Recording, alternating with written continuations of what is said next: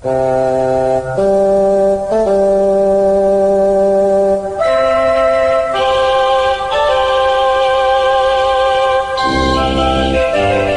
Geeks, Two Beers.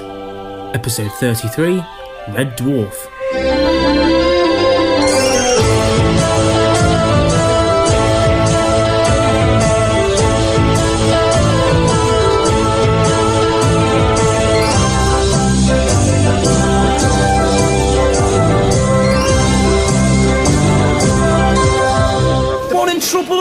Trouble! The posse! The boys from the Dwarf! If one of us is in a fix, the homeboys band together! That's the way it is! Have you got anything in writing?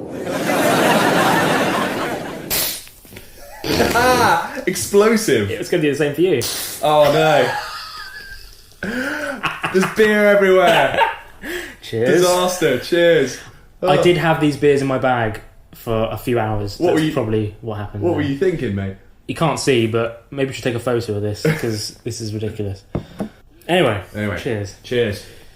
So, my laptop is covered in beer, by the way. I mean, two geeks, two beers, and sometimes a laptop. It was always going to happen. It was at one point one of our laptops was always going to get covered in beer. What are you doing? Actually, can I eat it? It's like everywhere. Look at the screen. Tom's laptop screen, listener, is covered in beer. There we go. He's wiping it down. If you thought we were professional, that's all gone out the window. So, I don't think anyone ever thought. Anyway, welcome to episode 33 Wow. of Two Geeks, Two Beers, with me, Tom, and Morgan. Hello. So this week we're taking a TV series which is very close to my heart, which is quite a tough nut to crack. The sci-fi comedy, TV sci-fi comedy. We all remember how good Hyperdrive was. Exactly. We are taking the cult TV show, which is still running now, Red Dwarf. Woo! Way. Before we get into it, the beers I've chosen, which we've spilt everywhere in our makeshift studio, is a sort of space-themed beer. I was going to go for a red stripe because it's red and Lister drinks lager and it's the kind of thing. But it's called Pilot Project Pale Ale from Plato Beer, I think it is. And it does have a little planet with a ring around it. Yeah, so it's sort of space-age beer. It's a space-themed beer, so enjoy this. Cheers. It also tastes weirdly like cigarettes. Oh God, I don't know what that's about. I watched Red Dwarf from a very young age. My dad had VHS tapes of Series 1 when I must have been about, 6 or 7 max. And I didn't understand any of the jokes at all. But I just loved the characters and all the spacey things. Yeah. And I just got really hooked into it. Yeah. I similarly probably watched it at too young an age to really get all of it. But I loved the sci-fi of it. And as you say, the characters, the sort of charismatic performances. And we eventually taped the first 6 series off the TV. To explain to younger listeners what a tape was. What a VHS tape was. VHS tape was. You could preserve... prosperity. For prosperity. Moments from your television onto a VHS tape. Often not in great quality. No. But you could fast forward and rewind. You could. Rather than double clicking on a file. It was a brave new world. Or a brave old world. And I watched that over and over and over again and just loved it. And it remains one of my all-time favourite shows. But so, what do you know and love about Red Dwarf? I'm quite. I don't think I'm quite as much of a fan of Red Dwarf as you are, but I am a fan of Red Dwarf, more of a casual fan. And I watched. I think I started watching maybe somewhere around like series 3, and then got into it. Loved series 5 and series 6, which I'm sure you'll go into. But for me, those are like they were the pinnacle. That's like peak Dwarf. Yeah. And I.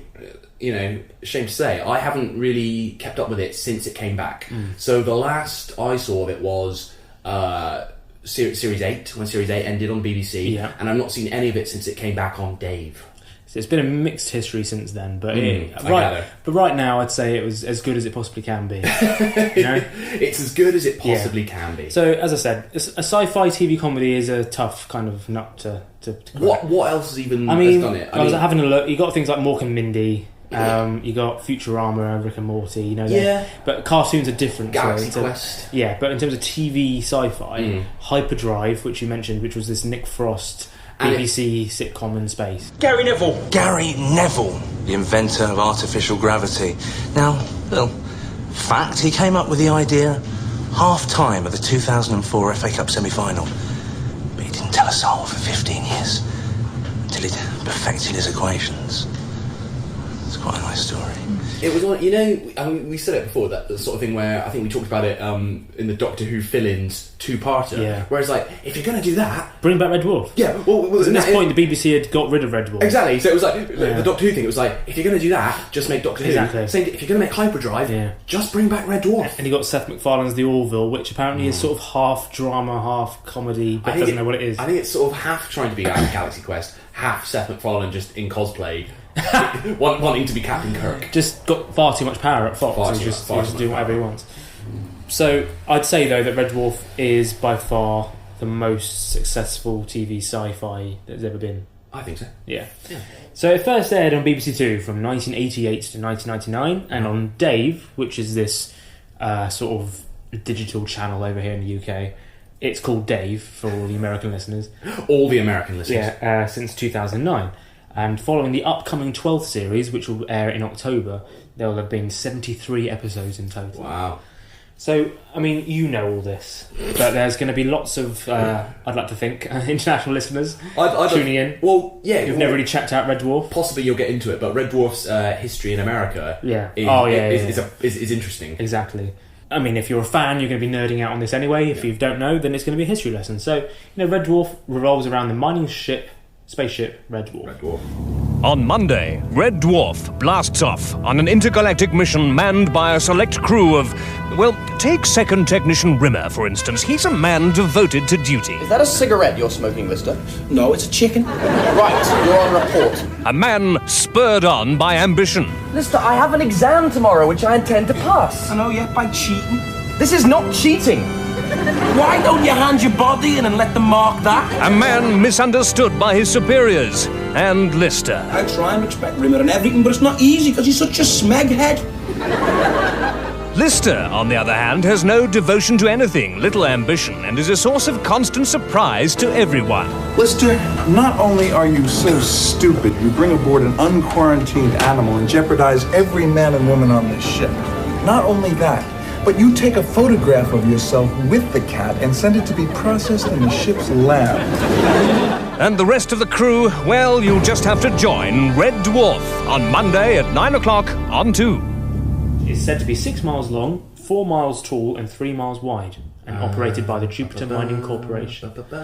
So in the first episode, which is set sometime in the late 22nd century, an onboard radiation leak kills everyone on board, except for the lowest ranking technician, Dave Lister. So everyone's dead. So everyone dies. Everyone's dead, Dave. Right. Yeah. Where is everybody home? They're dead, Dave. Who is? Everybody, Dave. What, Captain Hollister? Everybody's dead, Dave. What, Todd Hunter? Everybody's dead, Dave. What, Selby? They're all dead. Everybody's dead, Dave. Peterson isn't, is he? Everybody is dead, Dave. Not Chen. Gordon Bennett, yes, Chen, everybody. Everybody's dead, Dave. Rimmer. He's dead, Dave. Everybody is dead. Everybody is dead, Dave. Wait. Are you trying to tell me everybody's dead? And Lister only survives because he was in suspended animation at the time. And his pregnant cat, named Frankenstein, was safe in the cargo hold. So she was fine. So following the accident, the ship's computer Holly keeps Lister in stasis until the radiation levels return to normal. A process that takes 3 million years. Right. So by the time he comes out, he is the last human being left in the universe. But his former bunkmate and immediate superior Arnold Judas Rimmer is resurrected by Holly as a hologram to keep Lister sane. And also a creature known only as Cat is the last member on board of the Felis sapiens, a race of humanoid cats that evolved in the ship's hold this whole time from Lister's cat. Oh, better make myself look big. Now, in those early days, a comparison that's often made is it's porridge in space. Yeah. Because you've basically got Lister, who's this slob, Rimmer, who's super uptight, who's this bunkmate, essentially, the odd couple, and Cat, kind of a supporting character at this point. He goes, all he does is, ow! Ow! I look nice. How am I looking? Yeah. I'm looking good. Yeah. Ow! And then leaves, and then back to porridge and space. Yeah. So, the main focus of the early series is Lister's desire to return home to Earth, and the inept crew soon discover various phenomena over the years, including like time travel stuff and lots of different life forms that have evolved in those millions of years since it happened. Gotcha. And during the second series, the group encountered the service mechanoid Crichton, rescuing him from a long since crashed ship, and he joined full time from series 3. So let's go through the main characters bit by bit. Let's do it. So, Dave Lister, played by Craig Charles. Is there any man across the length and breadth of our great land that dare challenge the King's best knight? I do, sir. And you are, sir? Lister of Smeg. There's a slobby Liverpudlian, self-described bum, the lowest ranking of the 169 crew members on the ship, and he has a long-standing desire to return to Earth and start a farm on Fiji, and is the last known surviving member of the human race. He loves Indian food, especially chicken vindaloo. Do you relate to Lister more than anyone else? I mean, so you've got Rimmer, who's super uptight and officious. Yeah. You've got Crichton, who's kind of super uptight and officious. Yeah. You've got the cat, who's incredibly stylish. Yeah. And then you've got Lister, who loves an curry and a absolute beer bum. and is a massive bum. So it's probably Lister, isn't it? Lister, Yeah. I mean, we did just spill beer That was all over ourselves. so unprofessional. It was a mess. Arnold Judas Rimmer, BSc SSC, which stands for Bronze Swimmer Certificate and Silver Swimmer Certificate, played by the one and only Chris Barry, who I've wanked on about on this podcast many times. You really have wanked on about him. And sometimes when it wasn't even appropriate, it would just be like, who could be the next Doctor Who? Chris Barry. It could have been the next Doctor Who. Who should play Ulysses in a live-action version of Ulysses 31? Definitely Chris Barry. Open communication channel, sister. Broadcast on all known frequencies and in all known languages, including Welsh. This is Acting Senior Officer Arnold J. Rimmer of the Jupiter Mining Corporation transport vehicle Star Bug. Now hear this, because it's only coming once. We surrender totally and without condition. Thank you for listening. Oh, additional. Sorry to take up your valuable time. Sorry. Thank you. Sorry. Bye. Bye. Sorry. Thank you. Bye. The second lowest ranking member of the crew, while they were all alive, he was a fussy, bureaucratic, neurotic coward who, by failing to replace a drive plate properly, is responsible for the accident that kills the crew. But I never understood why he was in charge of doing that, because his whole thing was to fix chicken soup machines. So why was he placed with fixing such an important thing? Good point. He was given a task beyond his abilities, and he failed, as would be expected. It's really the crew's own fault. Yeah, I would say. Exactly. But Holly chose him to be the ship's one available hologram. They only allowed one at a time, as they had shared the most words with each other. Him and Lister. Yeah, even though most of that was Lister telling him to smeg off, or whatever else. Then you've got the cat, played by Danny John Jules, a humanoid creature who evolved from the offspring of Lister's smuggled pet cat, Frankenstein. Fish! Today's fish is trout a la creme. Enjoy your meal. Fish! Today's fish is trout a la creme. Enjoy your meal. Fish! Today's fish is trout a la creme. Enjoy your meal. Fish! Today's fish is trout a la creme. Enjoy your meal. Fish! Today's fish is trout a la creme. Enjoy your meal. Fish! Today's fish is trout a la creme. Enjoy your meal. I will. He's concerned with little other than sleeping, eating, and fawning over his appearance, and tends not to socialise with other members of the crew, although I'd say in recent series he's Come out of his cat shell. Yeah, exactly. Then you've got Crichton, full name Crichton 2X4B 523P. That I did not know. Played by Robert Llewellyn from Series 3 onwards, and as a one-off appearance in Series 2 by David Ross. David Ross, yeah. Also voiced Talkie Toaster in a later series. What is it? It's a banana. No, it isn't. Try again. What is it? It's a banana? No, it isn't. What is it? It's an... It's an orange. Go on, say it. It's an orange. This is an orange. It's an... It's an... It's a banana. It's no good, sir. I just can't do it. You can do it. I'm going to teach you how. Okay, what's this? It's an apple. No. What is it? Oh, it's no good, sir. I just can't lie. I'm programmed always to tell the truth. Crichton, it's easy. Look, an orange, a melon, a female aardvark. Oh, that is just so superb, sir. How do you do that? Especially calling a banana an aardvark. An aardvark isn't even a fruit. It's total genius. He was rescued by the crew from the crashed spaceship Nova 5 in Series 2. upon which he had continued to serve the ship's crew despite having been dead for thousands or even millions of years. They're dead. Who's dead? They are dead. They're all dead. My God. Well, I was only away 2 minutes. He is a service mechanoid, and when first encountered by the crew, he was bound by his sort of behavioural protocols. Wasn't he serving skeletons? Skeletons. They've been dead for centuries. That's pretty dark. Yeah. And but Lister encouraged him to break his programming and think for himself. So eventually he was able to lie and cheat as much as he possibly could. Yes. His change in appearance and voice between the two actors is apparently explained away by an accident involving Lister's space bike and Lister repairing him. So that's why he suddenly turned all weirdly Canadian. And yeah, is he Canadian? I can see he's Canadian. Yeah, he's got a weird sort of American whatever accent. Twang. Yeah. And then finally, Holly, the ship's computer, played by Norman Lovett in series 1, 2, 7, 8, and the upcoming series. Yes. They want you, Dave. Me? Why? What for? For your crimes against humanity. You what? Seems when you left Earth 3 million years ago, you left 2 half-eaten German sausages on a plate in your kitchen. Did I?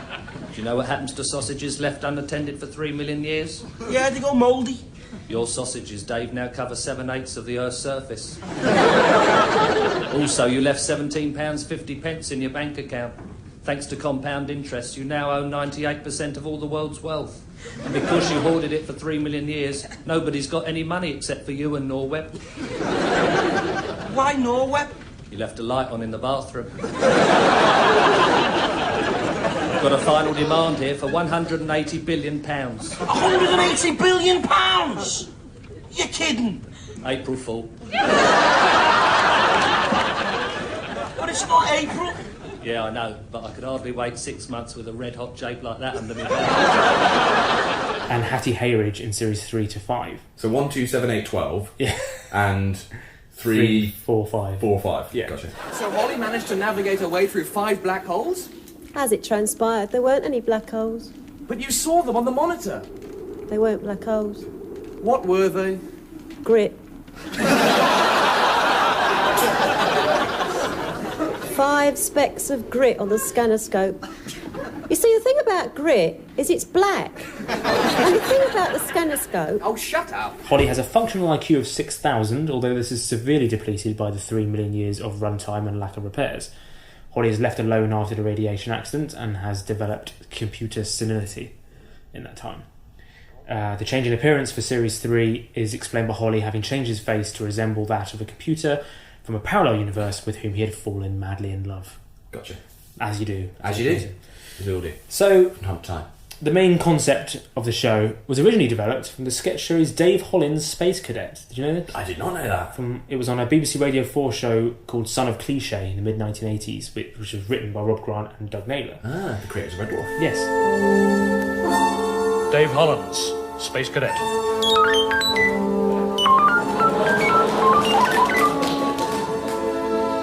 This is Dave Hollins, Stellar Trader Class D, calling Earthcom 7 Beta 7.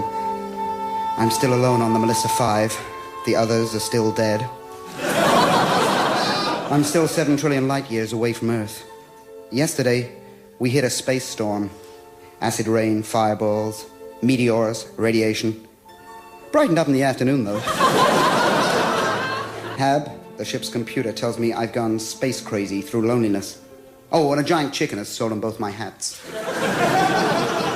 So their influences came from films and TV shows such as Silent Running in 1972, Alien, Dark Star, Hitchhiker's Guide, but also a large element came from British-style comedy and satire, which ultimately moulded the form of sitcom that they had at the beginning of the show. And apparently many visual and character elements bear similarities to the Trident nuclear submarine BBC documentary Defence of the Realm, which just sounds fascinating. I was just going to say that. Oh, yeah. I was going to say, you're a big fan of Defence of the Realm. Do you not know about it? Yeah, it's actually a future episode, Defence of the Realm. Oh, okay.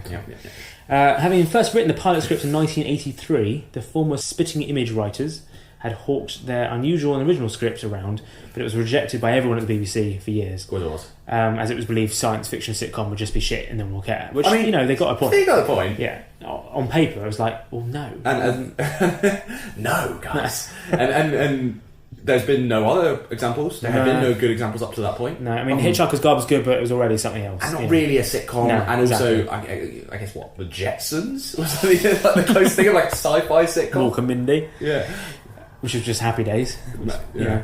But it was finally accepted by BBC North in 1986, a result of a spare budget just being hanging around. And it was because it was the old days where the BBC just had money hanging around. But the show was lucky to be made at all because there was an electrician's strike partway through rehearsals in '87 at the BBC, which shut the entire production down. Wow! And it was eventually, thankfully, rescheduled, and the pilot episode was finally made on the 15th of February 1988. Let's remind ourselves of the intro as it was at the beginning. Oh yes, please.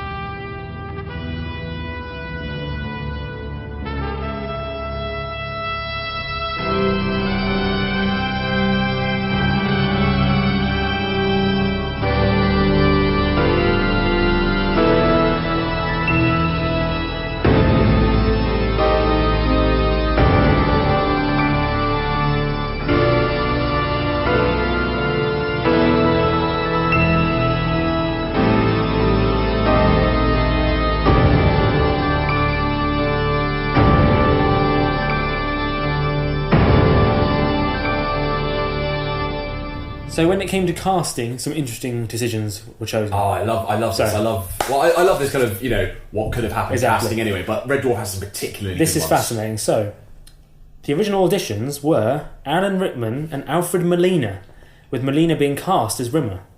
So Molina was actually cast to play Rimmer. I don't think Rickman even got the part. But, so Rickman, because you think Rickman, maybe young Rickman, kind of uptight, surely Rimmer. Yeah. So Rickman was up for Lister. I guess so. I love chicken vindaloo and a lager. But, Molina apparently had difficulties with the concept and his role in particular. So it was recast and filled by Chris Barry, who at that point was a professional voice actor and impressionist who had worked with him on Spitting Image. And this was pre-British. Yes, it was pre-British. El Salvador. No, don't tell me Ed. I know. He's the big guy with the mustache. No, Mr. President, El Salvador's a country. I don't care what he's like, Ed, as long as he's not a commie. No, sir, our man's moderate. Moderate? Is that like a commie, Ed? No, sir, he's against Nicaragua. Nicaragua. Now, he is the big guy with the mustache. Good old Nicky. I remember playing golf with him, Ed. Mr. President, sir, Nicaragua's another country. You don't like these guys very much, do you, Ed? Crow Charles was a Liverpudlian punk poet at the time. In the city, dirty brick walls and painted lampposts as I walk down streets with dirty gutters and cracked up pavements and broken battered chip shop shutters. Dirty curtains with yellow-white nets as I walk past homes with age-old paintwork and the fair share of rats. Nazi signs and bedroom windows and rusted garden gates off their hinges and doorsteps where all the moss grows. He was given the role of Dave Lister, but he was only approached by the team for his opinion about the cat character, as they were worried it was going to be considered racist. So they brought him on board to say, mate, Craig, is this alright? Is this allowed? But Charles described Cat as pretty cool, and after reading the script, he decided he wanted to audition for Lister anyway. Stand-up comedian Norman Lovett, he had originally tried out for Rimmer, apparently, but he was kept in the show as Holly. Whereas professional dancer and singer Danny Don Jules, he arrived half an hour late for his appointment. Stylishly late. Yeah, but stood out immediately. It's partly due to his cool exterior, dedicated research because he had read Desmond Morris's book Cat Watching, and he showed up in character wearing his father's 1950s zoot suit. Did he show up in character, or was he just that cool? That's just what he wore. He's just awesome. Cool. Yeah. So Grant and Naylor, they wrote the first 6 series together under the pseudonym Grant Naylor, which I thought was a real person. I thought it was a real person. And then sounds double R as well, Grant Naylor. Yeah, Grant Naylor. You don't mess with him. Yeah, it's one of those Craig Fairbrass films. Grant Naylor, you double R bastard. Starring Craig Fairbrass. Craig Fairbrass is Grant Naylor. So Grant left. He'll nail you. He left in 1995 to pursue other projects, which left Naylor to write it. Well, he wrote series 7 and 8 with a group of writers, including Robert Llewellyn, apparently. He contributed to the writing of it, but in recent years, since the Dave years, he's written it on his own. Right. One of the surprising hallmarks of the series is its music, which is great music. Not only the theme song, but lots of incidental music and songs they perform over and over. The music was written and performed by Howard Goodall, with the distinctive vocals on the closing theme, which we might hear later, by Jenna Russell, who you now know as Michelle Fowler in EastEnders. I was going to say, that name's familiar. She's the new Michelle Fowler. So she was a successful theatre actor for years, and then recently she got cast as the new Michelle Fowler. But she sings the theme tune, which has been used every single episode ever. And Howard Goodall is now a successful classical composer and radio presenter, and he also composed the themes for Blackadder, Mr. Bean, Vicar of Dibley, QI, loads of things. Why is he not a big... Well, he is a big deal, but why... He was even on QI as a panellist a few times. Unsung hero. Yeah, very unsung hero. Hello, I'm Howard Goodall, and I write the music for Red Dwarf. In particular, it's a tune, fun, fun, fun in the sun, sun, sun. And this is my studio, or part of it. This is an old-fashioned grand piano. Yeah, this is where I wrote, this piano I wrote Tongue-Tied, and I wrote the Red Dwarf theme. So we heard it already. The first two series used a relatively sombre instrumental version of the closing theme. It's a bit miserable, isn't it? Beautiful. Goes on a bit too long. But then from series 3 onwards, it switched to this much more upbeat version, which is still kick-ass.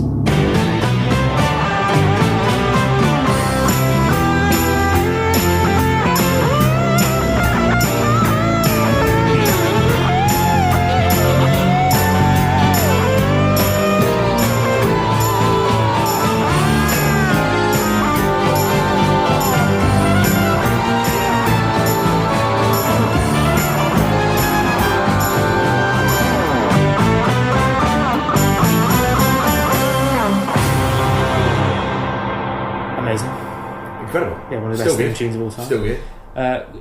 Goodall also wrote the music for the show's various songs, including Tongue-Tied. You make me tongue-tied. Which Doug Naylor wrote the lyrics for.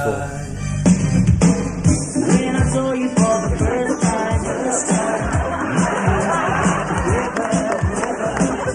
and I got a funny feeling in my kidneys and my liver. My hands, they started shaking. My heart began to thumping. My breath was left my body. Darling, tell me something. You make me tongue-tied,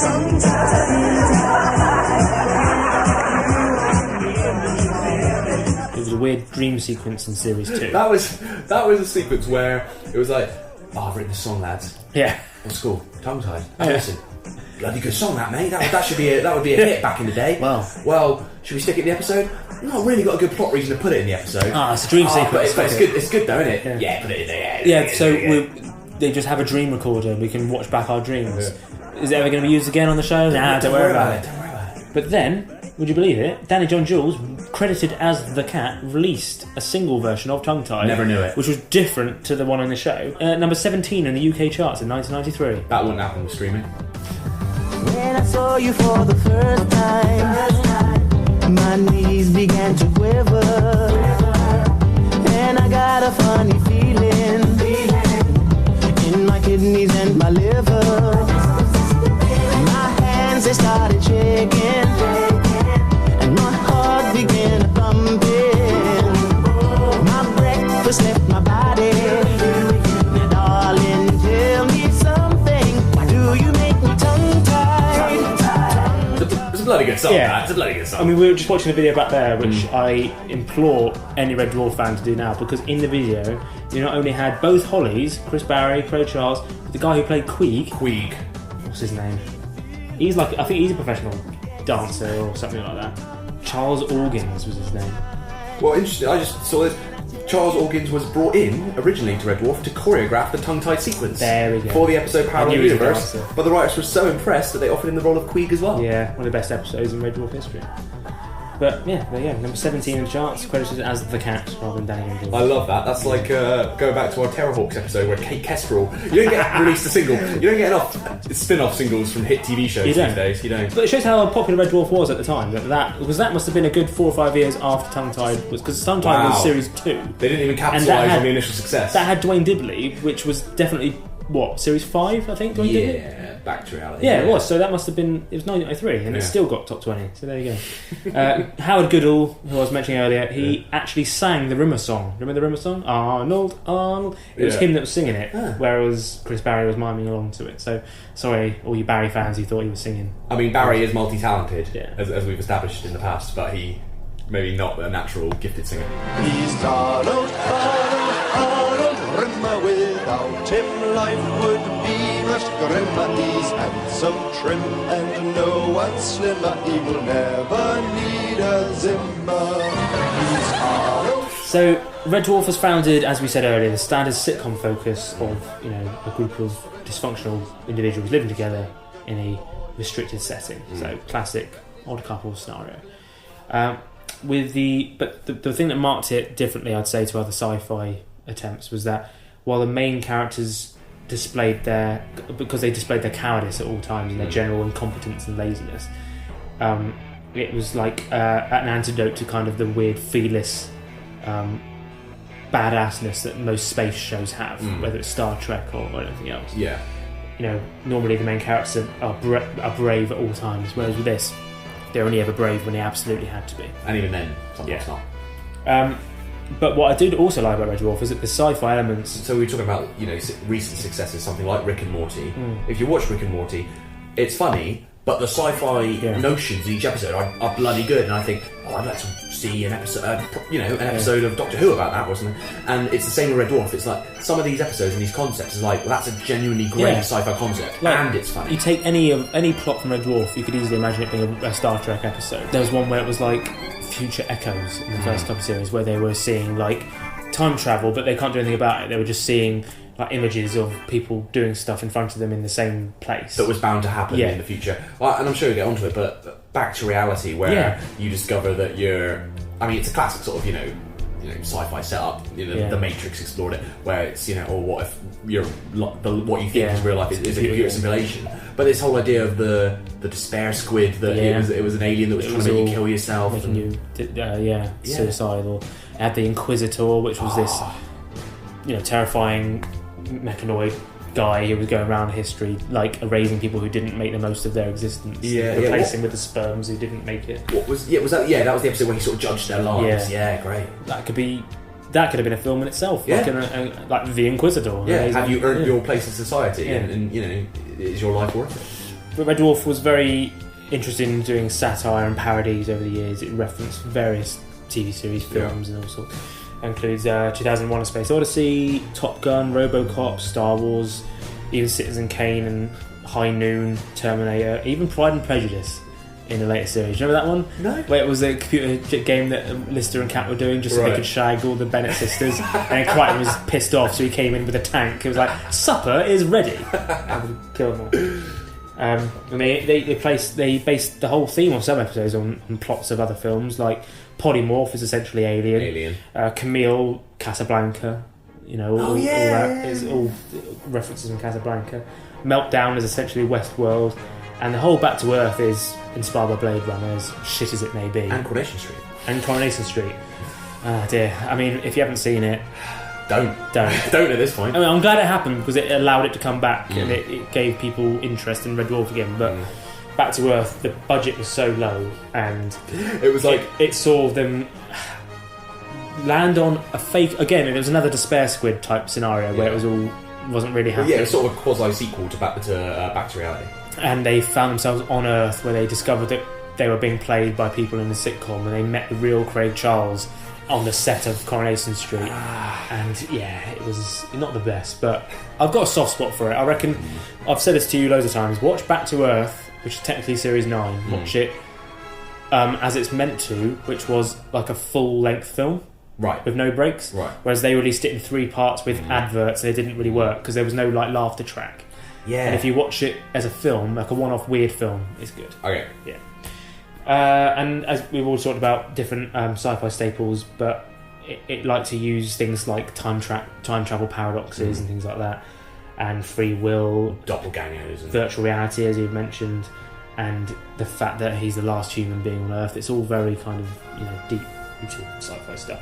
But what was really interesting is that aliens don't actually feature at all in Red Dwarf. Because No, they do. No, they don't. Because What about those like eight fellas? nah, this is the thing. When Lister So married Grant them. and Naylor decided very early on that they didn't want aliens involved. So everything they encounter are non-human life forms, but they're evolutions of Earth things. They're either robots or hollow life forms created by humans, or like Gelfs, where they were created in some way by humans. What about the polymorph? Yeah, that was like a weird non-human life form. Which, it's all great by but all great by humans. everything you see in Red Dwarf was in some way only existed because of humans, which is interesting. Whereas all other sci-fi shows, they're encountering all sorts aliens of all over the place, and, move, and it shows. They say how Earth's the only one that had life. I'm afraid. By Lister, you're important because of that. And Red Dwarf is known for its own distinct vocabulary as well. Words and phrases such as hologrammatic, dollar pound, Felis sapiens, simulants, Gelf, space weevil, zero-G football. They're all things that they were made up in the world of Red Dwarf. Then you've also got, obviously, various fictional expletives, which were used only to avoid having to have offensive words in the show, but to give you sort of example of what people would be saying in the 22nd century. Obviously, the big one, smeg. Smeg. Yeah. Smegging. Smegger, smeged. Brilliant. It's such a good word. Yeah. Very difficult to stand on a railway platform now without at least one person saying, "Oi, smeghead," which is a change that I never knew would ever happen. But when I came into this industry, I didn't say, I'm looking forward to the day when someone could stand on a platform and call me a smeghead. And of course, that happens reassuringly everywhere you go now. Okay, there's a young lad. I saw you there, but then you got covered up. Okay. Hi. What does smeg mean? And then you've got other ones like gimboid and goit. Such a great word. Is gimboid? Gimboid is so good. It sounds like it is. I a say real goit insult. all the time. I forget it's only from Red Dwarf. Gimboid. I haven't really delved into the whole plot of Red Dwarf because you could be here forever. But it sort of changed, as you say, from series 3 onwards is when they started going on more space adventures. Well, by that point, you'd established, hadn't you, the kind of classic quartet you had. It had moved on from just being about Lister and Rimmer to being Lister, Rimmer, Cat, and Crichton kind of venturing out in space. Yeah, and then in later series, Starbug was used more often, which was the smaller ship, which would then go and do the adventures. Like a scout ship. Yeah. So, and in series 6, they actually lose Red Dwarf because Lister parked it somewhere. I forgot where he parked it. And so they were stuck in Starbug, which some didn't like. But I thought Series 6 was one of the best, if not the best. It's my favourite, to be honest. I thought it worked better. And in Series 7, Rimmer departs the crew to take on the role of his alter ego from a parallel universe, Ace Rimmer, whose name has become a long-standing legend and a legacy passed from dimension to dimension. And it was his turn, even though he was a coward and wouldn't be able to do it. But don't worry about it. You're back. Afraid so. Had the feeling you might be. Rubber shares went up this morning. You wanted to see me, Bongo? Ever heard of a thing called the dimension theory of reality? Doesn't that run along the lines that there is an infinite number of parallel universes where every possibility exists? It's along those lines, yeah. So the lab boys have come up with a drive that can break the speed of reality. Those boffins have hammered together a crate that can cross dimensions? When do I launch? It's a one-way ticket, Ace. There's no coming back. I'm free at 1500. You'll do it? I'm a test pilot in the Space Corps, Bongo. It's my job to do it. I know this probably won't interest you, but I'd hate myself for the rest of my life if I didn't at least suggest it. Suggest what? If you're interested, I'll be in my quarters at lunchtime, covered in Tarama Salata. I didn't know your bread was buttered that side, Bongo. It isn't, Ace. Been happily married for 35 years. Just a chap like you can turn a guy's head. I'm sorry, Bongo. Lunch is on Melly. Understood. What a guy. It was a bit weird when he left, but he was replaced in a way. Why did Barry leave? Was he just sick of it? At that point, I think British Empire was still going on, but he was also doing A Prince Among Men. Yeah. Where he was Gary Prince, a retired footballer. Didn't go down. Not as fondly remembered as British and But British Dwarf. might be coming back. Apparently. Quite fondly thought of British Empire. But shortly after Rimmer's departure, they encounter a parallel version of themselves in the universe in which Christine Kachansky, Lister's love interest from previous years, had been put into stasis, and she was the last surviving person in her world. It was a universe so alternate that Kachansky's face, voice, and really entire demeanour had entirely changed. But I will go into that as a theory good, later. Good, okay. So, but for whatever reason, she is stuck with our Red Dwarf crew, and she becomes the next crew member for Series 7 and 8. What are you doing in here? Just looking for something to erase the memory of everything I've ever experienced. A couple of gallons of medicinal alcohol should do it. Listen, for what it's worth, I'm sorry you missed getting back to Dave, the hologrammatic hunk. That's okay. I'm sure there'll be another chance for you to cock it up again. Because in Series 8, Series 7... What happened? This is weird. Because Series 6 is incredible. And are you going to go into Better Dead Than Smeg? The greatest Red Dwarf moment of all time? Yeah, so Series 6, right, is 1993. It ends on a cliffhanger where...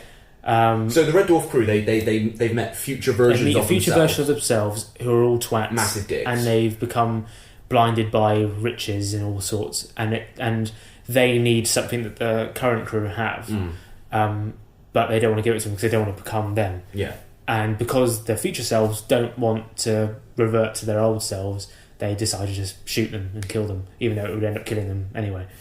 And Rimmer realised at the last minute, because one by one they all start dying. Yeah. And Rimmer, the coward of the group... Because there's the amazing moment when they all decide to go against their older selves, and and I think we should fight. Better dead than Smeg. And at the last minute, he shoots the time drive, which would revert everything back. Because if you destroy the time drive, their older selves would never have been able to travel back in time, so nothing would have ever happened. Either you give us access to the data we require, or be prepared to be blasted out of the sky. But if you kill us, you'll cease to exist. Better that than be forced to live like you, like rats trapped together, marooned in deep space. Your answer, 30 seconds. So what do we do? Have we got any chance of winning? Their craft is greatly upgraded. We have no chance whatsoever. Then I say fight. Mr. Rimmer? Better dead than Smeg. Yes! Cat? Better dead than sofa-sized butt. Crichton? Better anything than that toupee. Shields up! Arming lasers. Bringing her round. Target acquired. Locking on. Firing! Direct hit. Starboard thrusters. Nice shooting, sir. Bringing around 52. Threat warning. They've got a lock on. I'm going for the main fuel tank. They're in your sights. Locked on. Fire!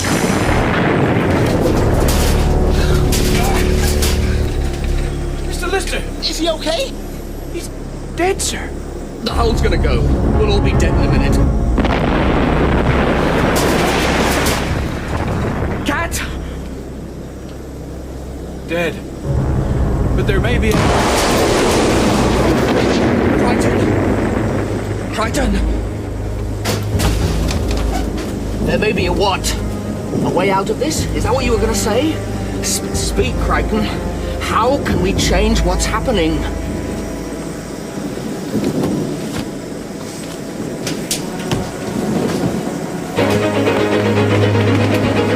But then we had to wait at the time. This was a long time because the next series was only 1997, so it was only like 4 years. It felt like a lifetime. It felt like a long time, and at the time I felt like I changed from a boy to a man in that time. I think there was a lot of stuff going on behind the scenes.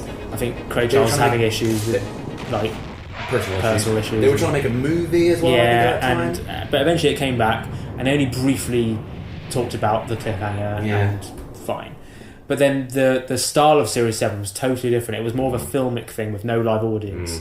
And it in some elements it was good, but in other elements didn't quite work. I would say the style of it was much less funny. Yeah, I would say that was the main difference. And then Arnold, Chris Barry left halfway through. Yeah, and Kachansky, she was good, but she wasn't like a laugh out loud character, and it didn't really work. And Series 8 came. I know you're not a fan. But this is when... I'll go on to the ratings later, but Series 8 was actually the most popular of all. I've got a soft spot for it. And there were moments of Series 8 which are brilliant, but overall, I'd say it was a mistake, because what happens in Series 8, at the very beginning, Crichton has these nanobots that he finds, and they realise that's where Red Dwarf is this whole time. It was in like Lister's sock drawer, because the nanobots had created... They turned it into this tiny thing, so it was there the whole time. And so they discover... They make the nanobots recreate Red Dwarf from the start. But in doing so, it brings back all the original crew, like Captain Hollister and all these other people. And it recreates Rimmer. who's a different Rimmer to their Rimmer. He's now a recreated human Rimmer, but without any of the memories or the experiences. Exactly. So he's sort of back to square one. But by having all the other crew, it sort of changed it into a totally different show, and they removed all the filmic elements of Series 7, which was a good move, but it was so far the other way that it felt sort of weirdly amateur and shoddy in comparison to like 4, 5, 6. Yeah. So it was okay, but it was 7 and 8 weren't perfect. No. But weirdly, a lot of people I know, they started watching Red Dwarf in Series 7 and 8 because that was the age they were starting at. Yeah. So that's all they know, and it was only later that they'd watch the rest. So it has its moments. And Series 8 ends with Rimmer, the nanobot created Rimmer, kneeing death himself in the balls. So it was that Red Dwarf was being eaten by a techno virus. Yeah, it was at the end of Series 8 that Red Dwarf was being eaten by this flesh-eating virus. Yeah. Well, not even flesh, but metal-eating virus. And the whole crew leaves. Captain Hollister and everyone leave. And Rimmer, but they leave Rimmer and Lister and all those guys because they were prisoners at this point, so they leave them behind. And then they found this mirror dimension and they're trying to find a cure to fix it. Yeah. And all the dwarfers went over to the mirror universe, but Rimmer was stuck because he had the... It all makes sense if you've seen the episode. But, and I'll get into this in a minute, they've never quite explained what happened next. No. Because it's come back 10 years later and it hasn't really explained. The bridge between Series 8 and then back to Earth, which is effectively Series 9, it's not really explained what happened. And the 10th series, which is on Dave, Red Dwarf X. sees Lister still travelling with Rimmer, Crichton and Cat in the hopes of locating Kachansky, who has disappeared. Crichton made out that she had been sucked through an airlock and died, but it turned out she hadn't. She just left for reasons unknown. So why did Crichton say that? To spare Lister's feelings. Gotcha. Because she just left. Yeah. Right. But neither the 10th or the 11th series have confirmed whether Rimmer on board ship is the one who originally left. Oh, this is so complex. Is the revived version, or is a third incarnation entirely? So, oh my god. Maybe so original hologram Rimmer. Yeah, left to be raised. Who was a recreation of the dead human he was Rimmer. a hologram. He left in Series 7 to become Ace Rimmer. Yeah. Now in Series 8, resurrected. The nanobots resurrect a new human Rimmer. This is Rimmer before the accident. Yes. So before any of these adventures happen. Yes. Yeah. So then, you don't know what happens to him. No. And in Series 9 onwards, back to Earth He's onwards, a hologram again. He's a hologram again. But he seems to have memories of both. Because I always assumed it was that because Series 8 ended with Rimmer in, dire straits, that he had died and become another hologram. But as you say, he has memories. This Rimmer in Series 9 onwards has the memories of the previous Rimmer, which would suggest something happened to the human Rimmer, and they brought back the original hologram Rimmer who went off to be Ace Rimmer. But apparently he has memories of Series 8 as well. So he has both memories. So I don't know if they just fucked up. I think they just haven't really thought about but it. They still haven't explained it. And I hate to say this, because in the new series, a bit of an exclusive this. Oh. In the new series, Two Geeks, the final Geeks, episode, exclusive. The final episode is called Skipper, which was Ace Rimmer's nickname for Lister. For his alternate reality version of Lister. So I thought, maybe that means Ace Rimmer's coming back and they're going to finally explain what happened. No, I asked Doug Naylor this. This is what he said. No. It was originally called Starbucks. And that's when you quantum skip. It's about quantum skipping rather than Ace Rimmer. Annoying. It's a Red Dwarf herring. Yeah, they're not going to bring it up. So, Red Dwarf was one of the most watched shows on BBC Two ever, and it peaked at over 8 million in Series 8. Yeah. So, big deal. I mean, I know the ratings are different back then than they are now, but still, 8 million is pretty good for a BBC Two sitcom. Yeah. Pretty good. In the Dave era, we've already said Back to Earth was a bit dodgy. 10 was pretty good, but 11, in my opinion, was the best since Series 6. It's getting back to its absolute best. So high hopes for 12. Exactly. Starting this October on Dave. October 12th. October 12th on Dave. Yeah. We're not paid. But if you'd like to pay us... Yeah, please do. Please do. Send the check in the mail.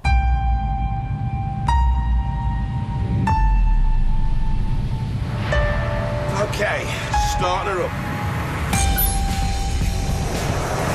Here we go! Crew check. Dave Lister. Crichton. Cat. Arnold J. Rimmer. We're the posse. Boys from the Dwarf. I named this gas moon Rimmer. To Rimmer. So full of gas.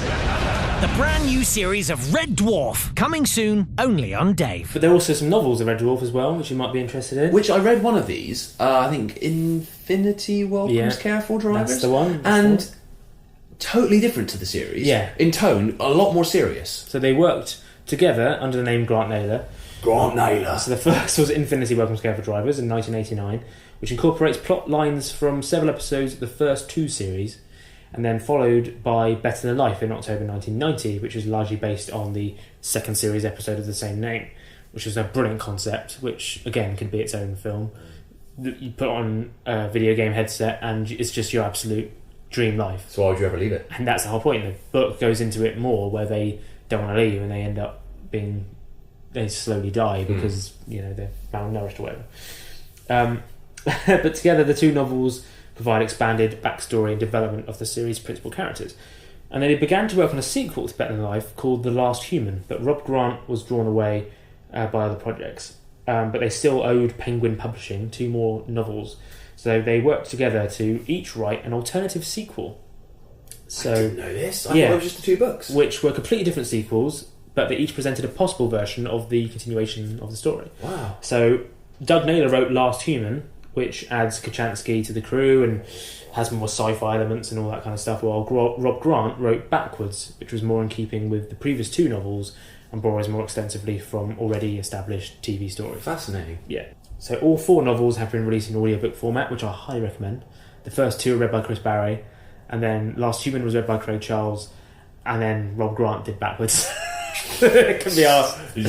Like, Rob, you free? Yeah, I'm free day.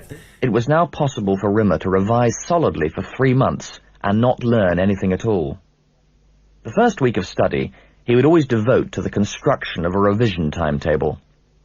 Every hour of every day was subdivided into different study periods, each labelled in his lovely, tiny copperplate hand, then painted over in watercolours, a different colour for each subject, the colours gradually becoming bolder and more urgent shades as the exam time approached.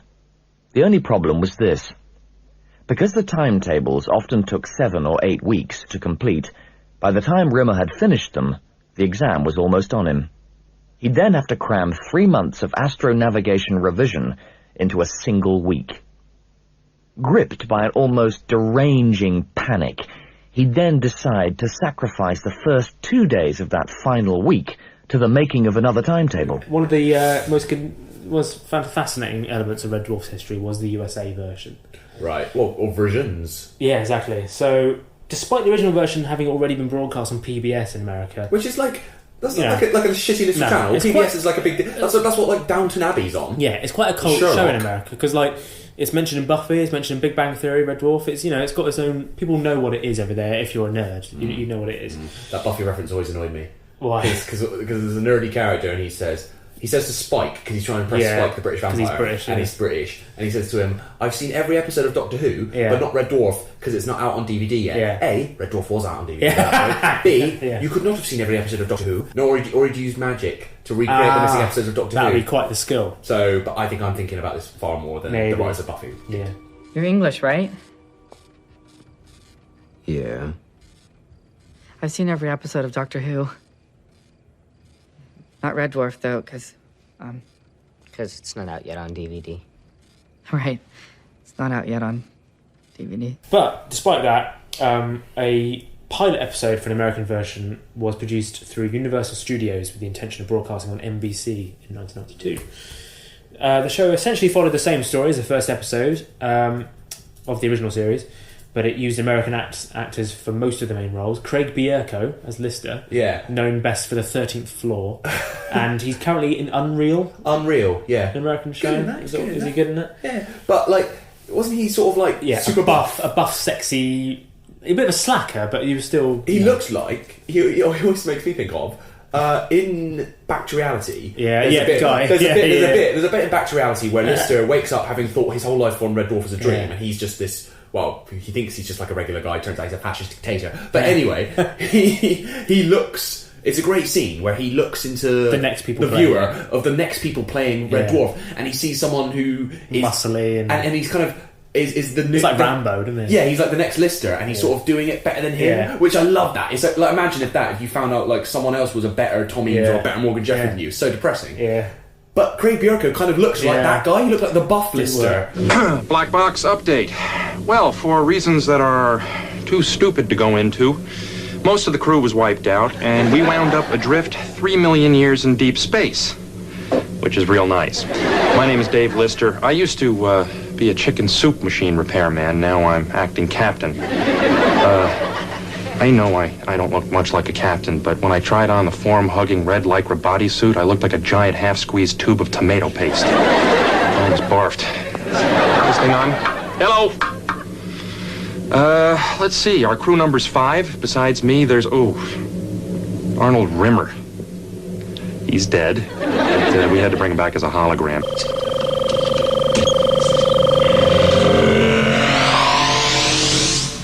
Actually, he's the same sad, weaselly maggot he always was, only now he's just a projection, which means that he can't touch anything except himself.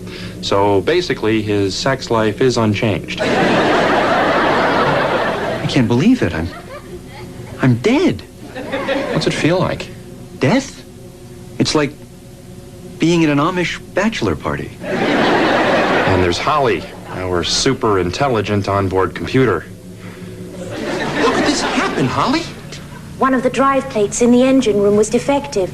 It broke apart and killed everyone. How long have I been in stasis, Holly? Well, I couldn't let you out until the radiation died down to a safe level. Really? You're gonna laugh. How long? Just under 3 million years.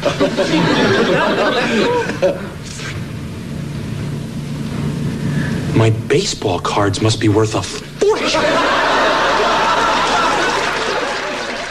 I feel like American TV producers are better now. But back then, they just went for the lowest common denominator for these sort of things, and they were like, people only watch it if it's a sexy hunk in the main role. Yeah, this doesn't need to be like that, does it? Yeah. And then you had Chris Eagleman, who played Rimmer, and he, if you're a Gilmore Girls fan, played Jason in one of the later series. He was a romantic interest for Lorelai. If you're a fan of both Gilmore Girls and Red Dwarf, you are Tom Eames. You are Tom Eames. Yeah. Hinton Battle played Cat, and he was a Tony Award-winning guy who played the Scarecrow in The Wiz. First of all, one of the greatest Before names. Michael Jackson played him in the film. One of the greatest names of all time. Hinton Battle. Amazing. But also, Hinton Battle played the demon Sweet. He did. In the musical episode of Buffy the Vampire Slayer. Which one of the best characters of all time. Yeah, fantastic. Yeah. Robert Llewellyn, though, did reprise his role as Crichton. Or he had the Canadian accent, obviously. But at the time, Craig Charles and the rest of the gang had no idea this was happening. Because they'd finished filming, I think it was series 5 or 4, and then I think Grant and Naylor knew and Robert Llewellyn knew, but the rest of the cast didn't know. They found out through the makeup lady or something. So they weren't approached or anything? No, not this, but later on maybe. But did Llewellyn just betray his boys? A little bit. Oh, man. Yeah, and Robert, he's spoken about it, and later he's going, shouldn't have done that. But at the time it was like, it's a lucrative deal in America. If someone goes to you, mate, do you want to do it in America? Yeah, of course. Yeah, but at the time they thought Red Dwarf UK is probably going to finish them because, they're going to make it in there and he's going to... It's just so weird. I don't think that kind of thing would happen now. You'd have to cancel the show first, surely. It would be like if Richard Ayoade went and did a terrible American remake of the IT Crowd. So maybe it does happen every now. And then British actress, unknown at the time, Jane Leeves, played Holly. Who then went off to play Daphne in Frasier. Yeah. It was written by Linwood Boomer and directed by Jeffrey Melman. Another great name. Linwood Boomer. Starring Hinton Battle. With Grant and Naylor, they were on board as kind of executive producers at this point. So Llewellyn, Grant and Naylor travelled to America to film the pilot after the 5th series of the UK series had finished. And according to Llewellyn and Naylor, the cast were not satisfied with Linwood Boomer's script. So Grant and Naylor rewrote it, but although the cast preferred the rewrite, the script was filmed as closer to Boomer's version, which is not a good sign. The pilot episode included footage from the UK series in its title sequence, although it didn't have the logo, didn't have the theme music. Shoddy all round. And during filming of it, the audience reaction was good, and it was felt the story had been well received. So early signs were good. But then studio executives were not entirely happy with the pilot, especially the casting, but decided to give the project another chance with Grant and Naylor in charge this time.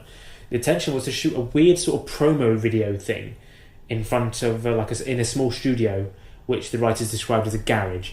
It was just a shithole. New cast members were hired for Kat and Rimmer. So they were doing like a kind of second mini pilot. This time to play Kat was none other than Terry Farrell, Daz from Deep Space Nine. Dax. What was Daz? Daz Ultra, starring Shane Ritchie. She gets your whites whiter than white. Right, Dax. Shows how much I know about Star Trek. Dax. Jadzia Dax, the first Dax, mate. Also Terry Farrell, the star of the sitcom Becker, starring Ted Danson. Rimmer was played by a guy called Anthony Fussell, who I cannot find anywhere, even on IMDb, because it was never on air. It doesn't even have an IMDb element. I think it was his highest moment in his acting career was playing Rimmer in the second pilot. He's just lost to be dug up someday. If you know Anthony or you're listening, let me know. We'll get you an interview. Get in touch, Anthony Fussell. But this meant that, unlike the original British series, the cast was all Caucasian, which Craig Charles later referred to as White Dwarf. Very good. Chris Barry was actually asked to play Rimmer in the second pilot, but he declined. Rob, what are you doing? Yeah. He's like, I can get you in on the second pilot. He's like, any better? What about Craig? Sloppy. That's not that work. Why not Kat? Because he has like an American accent in it. Why wasn't he asked to do it? Yeah. Why is, like, of all people, Terry Farrell playing it? Alright. But again, just show the British version. Why do you need to? It's like when they were going to remake Luther recently, starring Idris Elba, a really popular man in America. Just play the British version. And do you know why they didn't? Because they were like, we can't find anyone as good as Idris Elba. Of course you're not. Of course you're not. He's Idris Elba. So with a small budget and deadline, new scenes were quickly shot and mixed in with existing footage from the pilot and UK episodes, which already featured footage from UK episodes. Just to give an idea of the basic plot. This sounds like a clusterfuck. And this time though, Llewellyn didn't even appear. What? So clips of him from the British version were used to show the character. The clips from the British version or the first American version? The British version. Oh my god! I know. But despite the reshoots and recasting, the option was not picked up. I can't believe that didn't work out for them. The cast of both British and American versions. Which American version? Both. Criticised the casting of Red Dwarf USA, particularly part of Lister. Criticised their own casting. Who in the UK version is a likeable slob, but in the US version, clean cut dude. Super hunky dude. Danny John Jules later said the best person to have played American Lister at the time was John Belushi. He would have been a really good sort of person. Yeah. So in the 2009 interview on Kevin Pollak's chat show, remember Kevin Pollak? Of Usual Suspects fame. Yeah. And Grouchy Dad, who didn't want to let his daughter go to the prom in various sort of early noughties teen movies. Wasn't he the guy in Wayne's World 2 with a dodgy eye? Might have been. Yeah. Bierko said himself that his casting was a huge mistake. Oh, Red Dwarf, that was a disaster. It was it's horrible. Horrible. A horrible Americanization of a truly brilliant British show. But the British series is ridiculously... It's ridiculously brilliant. And it's revered, and they bought it over here, and boy, did America crap on it. It was just so unfunny. Casting me was a huge mistake, by the way. Obviously. Which you hear a lot of actors say. But it should have been like a John Belushi-type guy. But America went, well, we'll do like a Han Solo thing. And I was like, well, I want to pay rent, so great, but it's instantly not funny because it should be the opposite of what you've seen in Star Wars. This is a guy you wouldn't want controlling a spaceship. Look what I'm yelling about in my life. I'm 45 years old. The American pilot has since been heavily bootlegged, but has never been broadcast on TV. You can see snippets of it on a DVD documentary, but other than that, it's never really ever been shown. So, do you fancy the facts? You like facts, don't you? I love it. I love facts, mate. According to Patrick Stewart, he revealed this on Red Dwarf Night. Do you remember that? Which had Can't Smeg, Won't Smeg with Ainsley Harriott, who played a Gelf in an episode. Yeah. Do you know what I had? I've just remembered. What? Smeg-ups. Yeah, Smeg-ups were a big deal. Red Dwarf was such a big deal that bloopers VHS were released on their own VHS tape. Smeg-ups. And Smeg-outs. It got a second one, it got a follow-up. It was that big a deal. So Patrick Stewart said the first time he saw the show, he thought it was a rip-off of Star Trek The Next Generation, and he was going to call his lawyer because he was so pissed off about it, but then he continued watching it and became a fan. And then he ended up hosting Red Dwarf Night in like 1999. So he's like, I'm furious. Yeah. I'm calling my... Oh, wait, it's really fun. Fair play, boys. I was living and working in the United States when Red Dwarf first aired. And it wasn't until 1993 or 1994, on a return to the UK, that switching channels one night, I came in the middle of this program, clearly a science fiction program, and at once, to my horror and outrage, what I thought I saw was a rip-off of Star Trek The Next Generation. I was already reaching for the telephone to call my lawyer when something happened that made me laugh, and it was something that certainly would not have happened on The Next Generation. So I left the telephone where it was, and I went on watching, and I think within a few moments, I had got what the show was, and I was laughing all the time. For me, what made it then and what continues to make the show so appealing is that it is at times so close to the television series that I recorded for 7 years, and so delightfully makes a mock of the kind of show that I was doing. I sometimes wish that we could have introduced some of that same wild, ironic humour into The Next Generation. Apparently, Hugh Laurie auditioned for Lister. I don't know, there's no evidence of this, but apparently he did. Again, Hugh Laurie of that time could have been a good Rimmer. Or even a Crichton. Yeah, it would have been really good. Lister. Yeah. I love that. Did Luke Curry? They totally rewrote Lister when Craig Charles was cast. Clearly. Because Alfred Molina. No, Alfred Molina was Rimmer. He was... Oh, yeah, no. So Alan Rickman. Alan Rickman. Or Hugh Laurie. I love you, Kachansky. So Robert Llewellyn uses a Canadian accent to play Crichton, as you said earlier. He considered using... That's all I can do. I can't do an impression of Robert Llewellyn, but it's just that... Yeah. Mr. Lister. He considered using a Swedish or American accent before settling on Canadian. Yeah. He discovered the accent while spending time in Vancouver, which he describes as being a cross between Scottish and American. So there you go. Norman Lovett left after the second series because he was living in Edinburgh at the time, and he didn't want to travel down to rehearsals, and it led to a disagreement over his salary. And so he was like, that's why he was replaced in series 3. And luckily, they'd already introduced the alternate reality female Holly. Yes. According to Craig Charles, he and Chris Barry hated each other for years, but their relationship has become more friendly. Apparently, more friendly. Series 6 onwards, so quite late in the day. It was only from then on that they became good chums. Was it a case of, on the set of Batman Forever, famously Tommy Lee Jones said to Jim Carrey, I cannot sanction your buffoonery, which is one of my favourite quotes of all time. Was it kind of, they just clashed and... Are they mates now, or they still hate each other? Well, those two. Yeah. I can't imagine that they're best I saw buds. a headline the other day of Tommy Lee Jones saying, I have no semblance of a sense of humour. Lovely man, Tommy Lee Jones. Lovely man. So, you know him in Men in Black? That's just Tommy Lee Jones. Of course it is. I have no semblance of sense of humour, and I will not sanction your buffoonery, Tommy Lee Jones. Star of loads of comedies. Brilliant. Inspirations for Danny John Jules' performance as Cat include James Brown, Little Richard, Richard Pryor, Cab Calloway.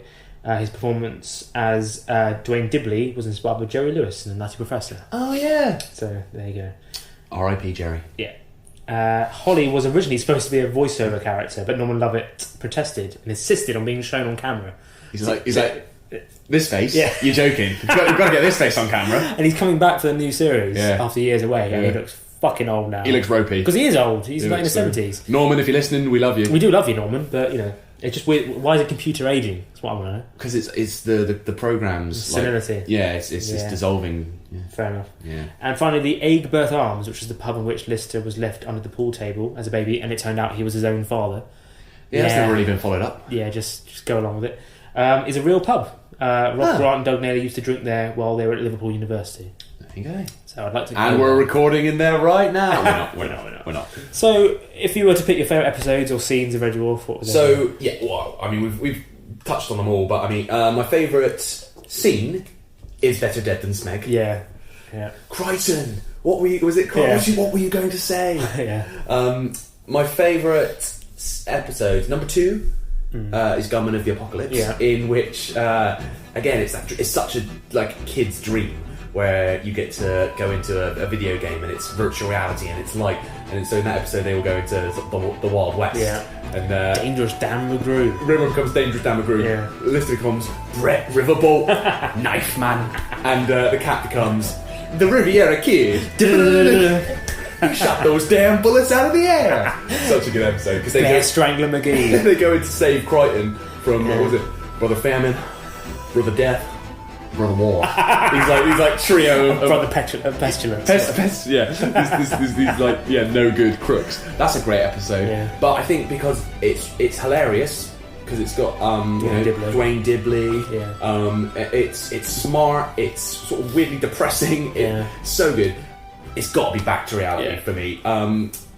So in that episode, as we've discussed, they discover, or they think they discover, but it's all a hallucination, that their lives, up till now, all of their adventures on Red Dwarf have been a simulation, just a computer game they're playing, and they all wake up and are just like hugely disappointed with their lives. So Kat, the stylish man, is a massive nerd. Rimmer has always prided himself on being sort of like uptight and sort of clean living. He's just a bum. Lister, who thinks he's the ultimate rebel, turns out to be like a fascist, like mafia don. Crichton thinks he's a cop. Jake Bullet, cybernetic detective. That's traffic control. Played by Timothy Dalston. Which I love. That's another reason I love it. I love that guy. Who is that guy? Find him out. I'm going to find out that guy. I swear it was Timothy Dalton. It's not Timothy Dalton, but she stole an apple of the people. That's it. She was stealing an apple of the people. Bow, bow, bow. I love that episode. See if we can find who he is. Yeah. Lenny Von Dolan was the guy. Most notably, he played Harold Smith in a few episodes of second season of Twin Peaks. But also that episode, of course, a memorable early appearance from Timothy Spall. What a bunch of twonks. Apparently, he was really nervous during filming that. It took him like 8 attempts. And then eventually he got classic scene. And twonk, another great Red Dwarf exclusive. What a bunch of twonks. I'm not a hologram. I'm half human. What the hell's happened to my teeth?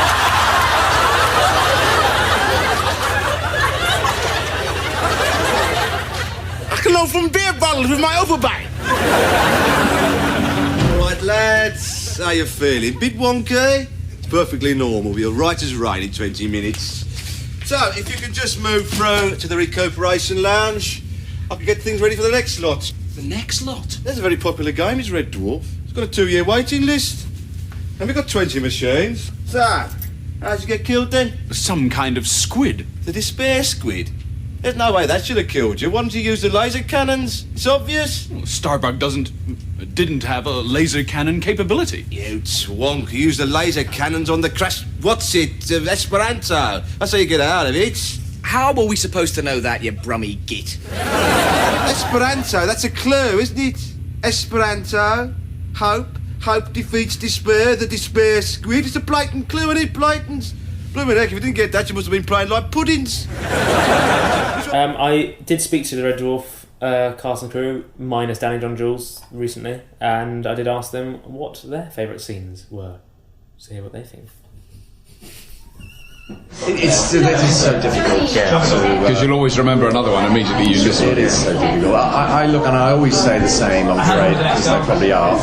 There's 3. There's the maroon one with Craig and I, which was some great scenes in the room. Amazing episode. And then there's the first appearance of Ace. And then there's one that I don't know whether we kind of get away with it too easily now. That's in Meltdown. Where I'm going down the line. Gandhi. Give me 50 or whatever. Give me 50, Gandhi. Don't eyeball me, man. I saw that quite recently. The sort of blood curdling. You love doing that. Yeah, it's quite too into character. Steady on there. So but how do you pick a favourite scene in this show? I suppose the shrinking boxes in Polymorph. Yeah, it was an acceptable. I mean, it was that was certainly for me when I realised was that in series 3 or 4? 3. So that was the first series I did, and I kind of didn't know what the hell this thing was that I was in. I didn't get it. I hadn't been in the first 2 series, so I was learning the impact that this show had had. And then when we did that scene, I went, right, okay, this is an audience that gets this to such a degree that I've never experienced before. It was very memorable in that sense that you. That was until Norman. That was the longest laugh ride to do. But oh God, you had to wait so long. I come in and it's still laughing. You were doing so much noise. No, that was a very extraordinary moment. Yeah. So, like Chris Barry there, who said one of his favourites was Marooned from Series 3. Me and my mate Sam, years ago, we staged a live production of Marooned. I played Lister. Of course, being the slob that you are. Didn't bother with the Liverpool accent, but apart from that, it was bloody brilliant. We performed it for 3 nights in a row in Guernsey, in I think 2008. Did you pack out theatres? It was annoying because the first night and the last night, yes. Yeah. Middle night, no. And that was when we filmed, and we were shit. Well, it wasn't shit, but that was the shittest of the three. But it's on YouTube in its entirety. We also did Bottom Live. Wow. The one in the Ferris wheel. We did that. Look it up on YouTube, guys. Yeah. Let me tell you something. Something I've never told anyone. Years ago, I went to a school trip in Macedonia to the site of Alexander the Great's temple. As soon as I got there, as soon as I stood on those stones, I felt like I was home. Years later, I got friendly with a hypnotherapist, Donald. He said that he could regress me back through my past lives when I told him about the Alexander the Great thing. I was dubious at first, but I let him put me back. And it turned out my instincts were absolutely correct. I had lived a past life in Macedonia. That palace was my home. Because you see, mister, in a previous incarnation, believe it or not, I was Alexander the Great's chief eunuch. Nice. I mean, he didn't tell me I was Alexander the Great, which is obviously what I wanted to hear, but it explains so much, being that close to one of the greatest minds in history. No wonder the military is in my blood. No wonder it's such a good sin. I mean, maybe it's taught, I don't know, but whenever I look at a pair of nutcrackers, I can't help but wincing. And whenever I'm with a group of women, I have this overwhelming urge to bathe them all in warm olive oil. Remember, I have that urge, it's got absolutely nothing to do with pastime.